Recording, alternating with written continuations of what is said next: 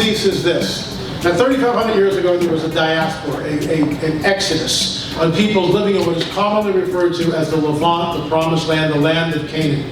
They may have fled the area because of the war being prosecuted by the Israelites. If so, did they reach the New World? The conquest of Canaan, we can look at its historicity and just, in other words, take the supernatural aspect of the Bible out. Just look at it as a historical book. We look at the Torah, it talks about the conquest of Canaan. The Dead Sea Scrolls, talking about the conquest of Canaan. Josephus, who's a first century Jewish historian, talks about the conquest of Canaan. This is an historic event set in time. It happened. It happened. I don't think any scholar will dispute that. What we find interesting is, according to the narratives, the historic narratives, there was a group or groupings of different peoples in this land. Some of them were called the Raphaim, the Zumi, the Imam, the Anakim. These are all very odd and strange names. And what we believe is that possibly, as the war was being prosecuted, these people realized the jig was up and they fled for their lives. Did they build boats and sail across the Atlantic or the Pacific? That's certainly a possibility. Did they flee into Northern Europe? Was it inhabited and then worked their way over to the New World? That's also another possibility.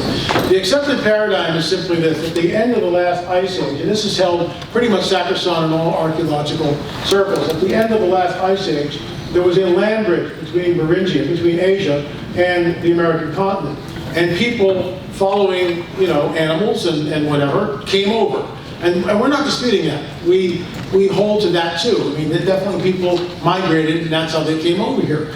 But we're also stating that something else may have happened. And what's interesting here is Thor Heyerdahl set sail from Safi on May 17, 1970, after a voyage of 57 days and 4,000 miles. The ship arrives at Barbados. Well, you say, well, who cares? He had no maps, no compass. He just put the sail up, and the trade winds blew him to the island of Barbados. That's the New World. He proved it could be done. He did it in modernity. So what's done in modernity can certainly be done in antiquity. And we feel, and by the way, this is a replica of a papyrus boat right there. I mean, and you can see the reeds. It's absolutely incredible. So he proved, incontrovertibly in my opinion, that it certainly can happen. One interesting aspect of this that I personally find interesting is that one of the tribes mentioned 3,500 years ago were the Anakim. When you look at the translation of that word, Anakim, it means long necks. Marcia Moore will be, this is her illustration, but without knowing about the Anakim, and we had never talked about this, she, looking at the morphological differences, which you'll hear about in a little bit, realized that in order for this particular skull to balance, the neck might have been much longer. So we're excited by that. Am I saying that the Baraka skulls are the remnants of the Anakim? I have no idea. That's certainly conjecture on my part. What we will be presenting, and the purpose of the press conference, is this is a very long, enlarged Chongo's skull. It's in the Ika Museum. We were privileged when we were there taking samples, multiple samples from 9 different skulls. You'll notice right here the foramen magnum and how pushed back it is, how to the very rear of the skull. These are morphological differences, and we thank Rick Woodward, our anthropologist, who really discovered that and wrote a paper on it. And then, of course, Dr. Alday and Dr. Malcolm Warren will be talking about it in more detail as we move on. The DNA results will be presented by Mondo Gonzalez, who's our archaeologist. These are results. In other words, he's not going to extrapolate and interpret the DNA. This is what the haplogroups are. The haplogroups come from the maternal side of the equation. You've got the paternal side, the father, the male DNA, and the female DNA, the mitochondrial DNA, the maternal side. And so we got the data. We're excited about the data, which is why we're presenting it. Again, Rick Woodward and Dr. Alday and Dr. Malcolm Warren will be talking about the morphological, the structural differences which we think make these skulls extremely unique. And we maintain, or at least we posit, that we're looking at something that may be genetic. In other words, they're not cranial, no cranial deformation is being used here. Cranial deformation, for those of you who don't know, is when you take an infant child, you bind the head and you shape the skull. That certainly happened, we're not disputing that. But why wake up on a Monday morning and go, hey Junior, we're gonna make you a cone head? You know, it's like, why are they doing this? What's the modus operandi here? What is motivating these people to go out of their way to find these heads? What is so desirous about this shape? I would put to you that what we're looking at is genetic. And I realize that some people, oh my God, but that's what we believe it is. We think that what we're looking at is genetic. This is our, still, is it conclusive? Can I say that it's genetic without a doubt? No, I can't, which is why more testing needs to be done. But so far the evidence is pointing to genetic aberrations, and for that we are really excited. You will also know in some of the Paraka skulls, and 3 of them are back at the table there, the absence of a sagittal suture. Right here is a sagittal suture. Normal human beings have a sagittal suture.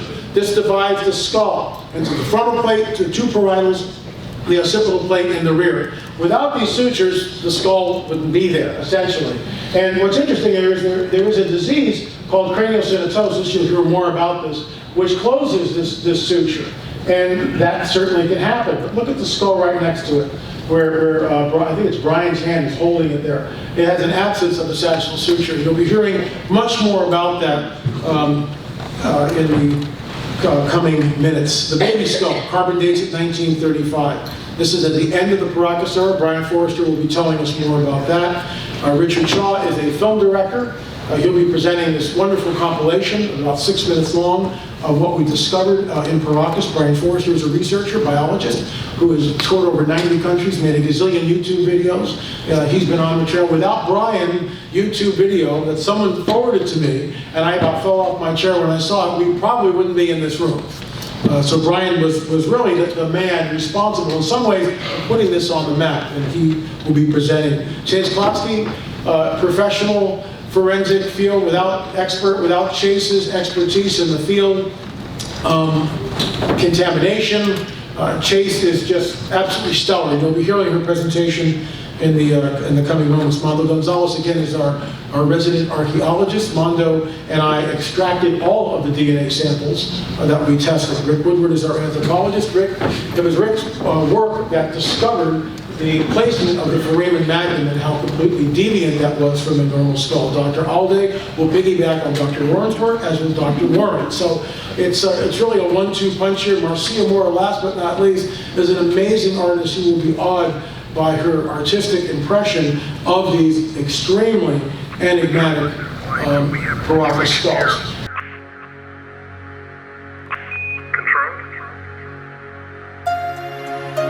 By popular demand, Paul Barrett is back with his 3rd album, Third Phase of Moon, The Strangest Things.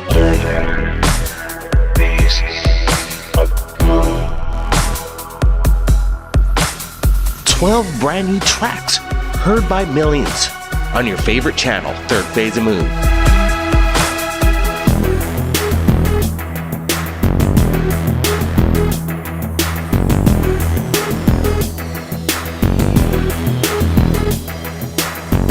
Available on iTunes, Amazon, and music streaming services.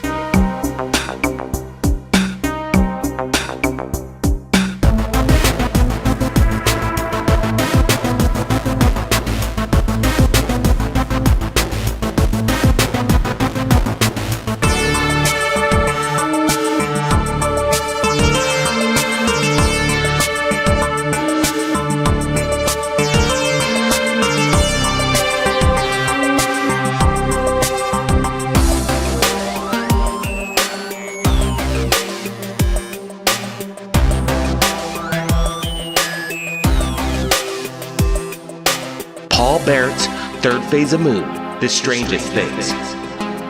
Available right now. Links are below.